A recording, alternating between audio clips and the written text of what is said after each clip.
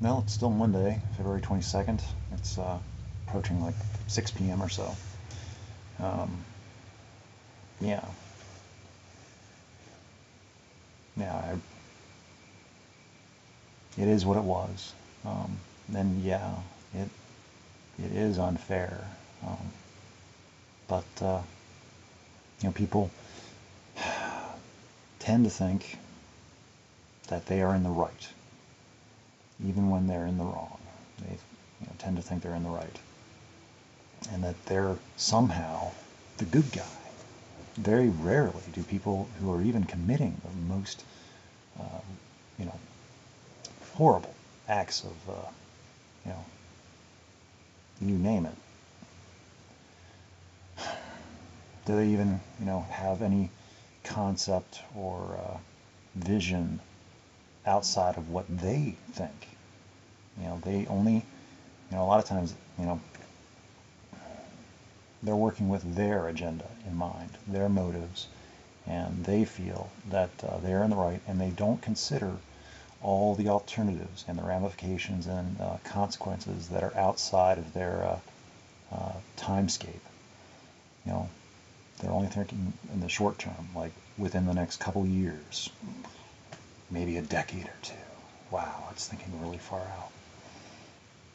Like short-term consequences, and it's like, yeah, they're thinking, fiscally, financially.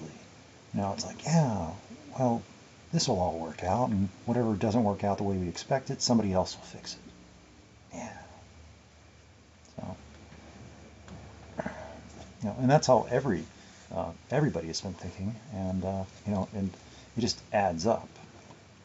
So everybody just continues to think that somebody else is going to do something about it, and very rarely does it doesn't seem like, it doesn't feel like very much actually gets done. But I think it happens in the background. I have to believe that it just doesn't get the publishment because it's not as interesting. Um, Good does come from all these different little actions. It just doesn't get the press. Um, One of the reasons probably why it isn't worse than what it is right now is from all these little acts that have had success. And, you know, just the logic that it could always be worse, it's not that comforting, but it's true. Entire, yeah, I don't really want to talk about it too much. That was my thought going into this, which I had forgotten until now. Was I personally, I find it easier and less traumatic and devastating on a personal level to talk about like suicidal aspirations, that I hear about and talk about, and touch close to home and continue to be a thing.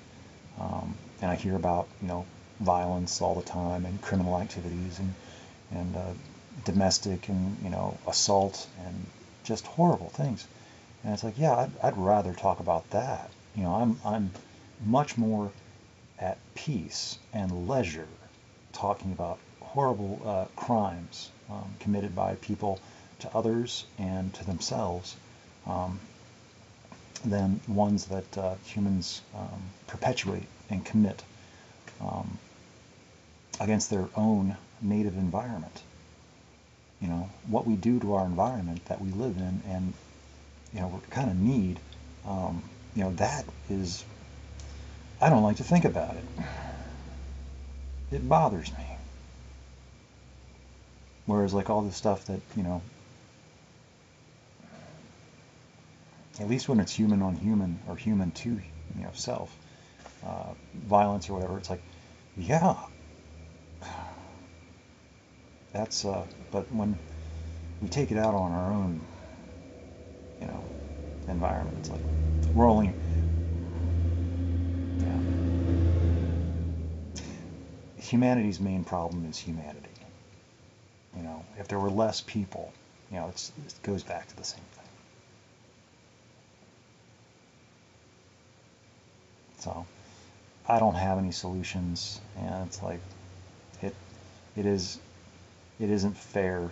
It makes sense, but it hurts that it makes sense that the people in positions of power, wealth, they were born into families that have the ability to influence other people and get other people to do whatever they want, and they have the power and the influence and the money. Money runs everything, and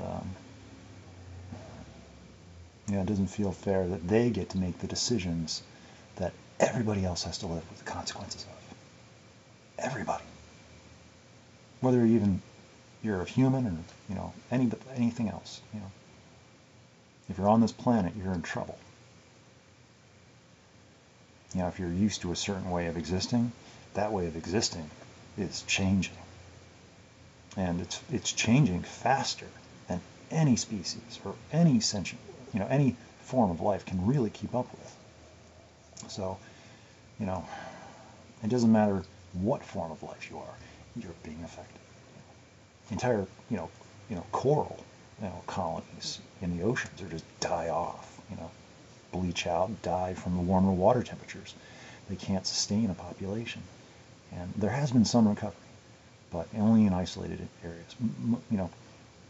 If you look at any place on the planet, if you look for it, you will find just stories of environmental disaster and ecosystems collapsing. It's just everything. It's just kind of, because it's true. Everything, people can deny it and pretend it and, say it isn't true and use, whatever facts that they want to look at, to, say, well, it's not so bad. No, it's worse. It's kind of, it's...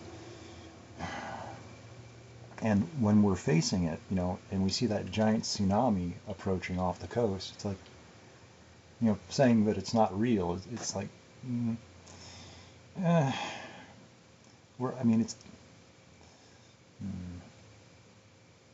it's difficult truths,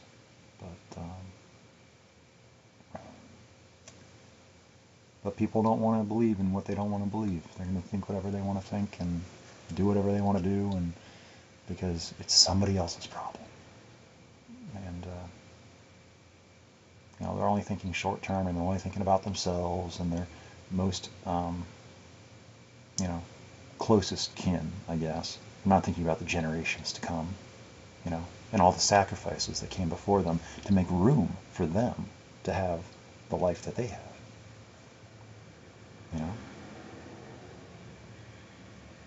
All the sacrifices of previous generations, all the wisdom and knowledge and stuff that has led up to now, that gives us the luxury of having these conversations that we're having. It seems like they're kind of they're not in vain, but they seem less hopeful.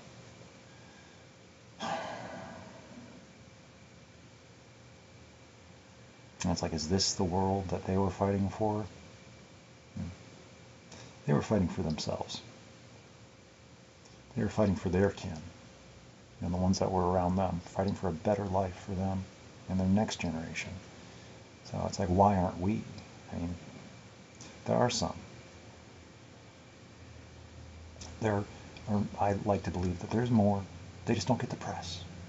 They don't get the publicity. They don't get published. They don't get noticed. They don't get acknowledged. There are some. But the people who are loud, the loud people, the obnoxious people, the annoying people, the people with money, they get the attention. They make the headlines. And sadly, the public en masse gives them exactly what they want. And they get done what they want to get done. And they get the attention. And, so, it's a matter of endurance, underground endurance, survivability, sustainability, subsistence. It's a really good thing that we have a seed vault. I think it's in Norway somewhere. Preservation, conservation of, all the stuff that's going to be lost. Because it's not a matter of if, it's just a matter of when. So this is damage control. Over the next couple generations, next couple hundred years. So, this is the beginning has been happening for a while, and the beginning is going to continue. So we're still in the beginning. It's just, I just hope it's not the beginning of the end, I think, with enough adaptation and some technology, who knows? Maybe glaciers can be pushed back. Maybe, fresh water can be, drained out of the oceans to get their saline content up. To keep that conveyor belt system running, to keep circulation and the climate stable, even though it's becoming much more unstable. So the Earth is trying. It's doing its part as best as it can to balance out the equation, always with balancing. And just humans just keep their activity up. I mean, this pandemic has been helpful.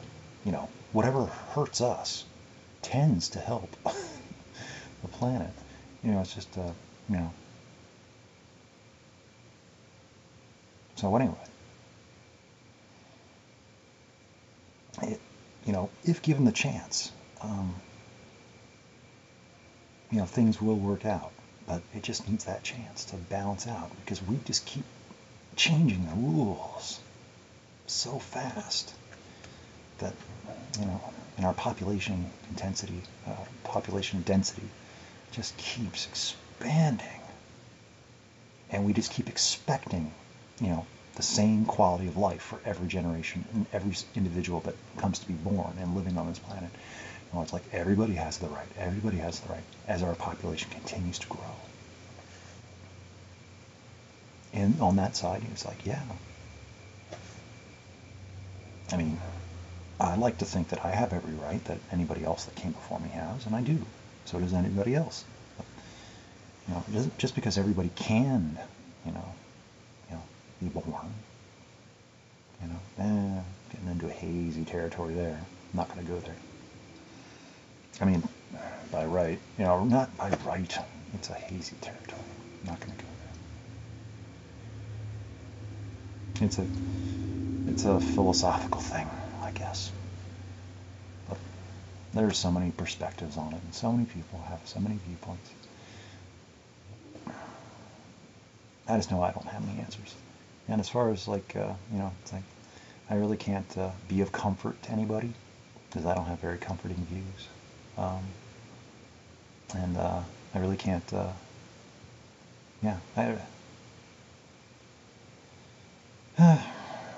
I'm just here by myself doing what I do, for whatever good, for whatever it means. I don't know. And it's like I might be doing, like villains in history.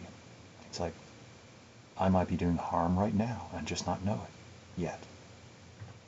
So it's like the people that I help, or I like to think that I'm helping,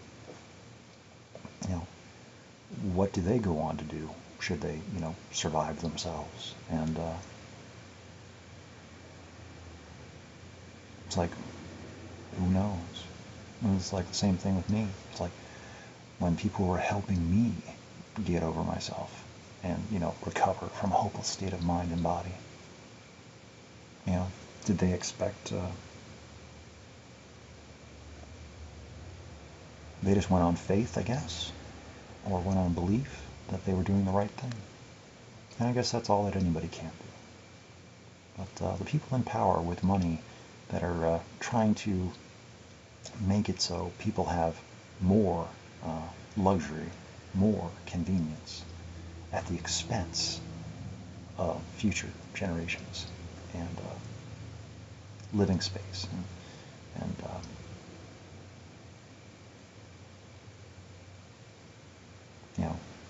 it's not about me, and it's not about us. It's just a very selfish, it's a very human-centric way of thinking. And it's like, that's going to get us all killed, in the end. Our human-centric way of thinking that if everything doesn't somehow serve humanity, then it doesn't have a reason to exist.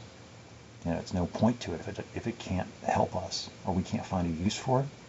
Get rid of it. And we don't even foresee that everything that does exist is doing exactly what it needs to be doing. And just because we don't understand it or don't see what use or benefit doesn't mean it doesn't have one. It just means we don't appreciate it or know about it. So it's like, destroying anything kind of takes away, it's destroying something.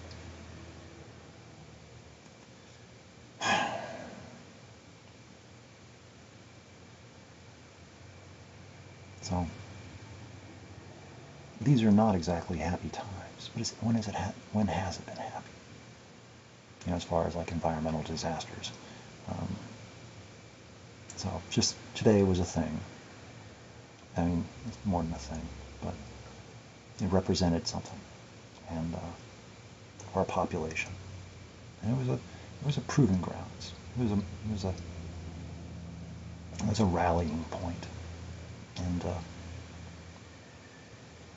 what was going to have happened, and hasn't happened yet, will happen, and some things will have to just be live on in memory and in martyrdom, and maybe it'll lead to something. Maybe it'll stand for something now and lead to something better in the future. Because not all battles can be won.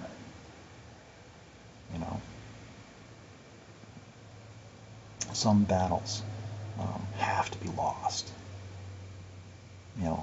And it's knowing when to,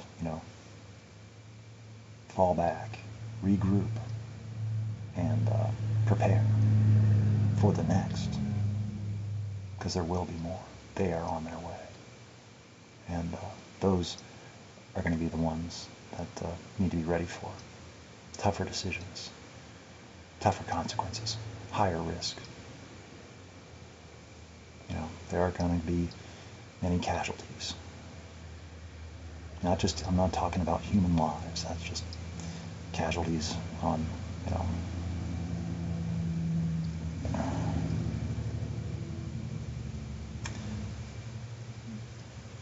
maybe not in this lifetime, but whole populations, whole ways of life, whole species, casualties. Things that fall by the wayside, things we don't even know about, things that disappear without having ever been recorded. And it's like, and like again, just because we don't know about it or appreciate it or find the value in it, doesn't mean that it doesn't have value. It doesn't mean that it doesn't mean something. So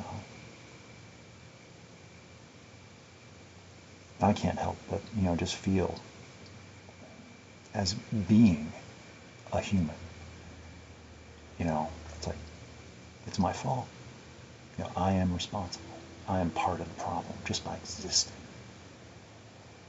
And it doesn't matter that I care. It doesn't matter that I try or, do whatever it is I do or don't do. I'm still, just by existing, part of the problem. And it's like, who am I to talk about, this or that, or what is necessary or what is not,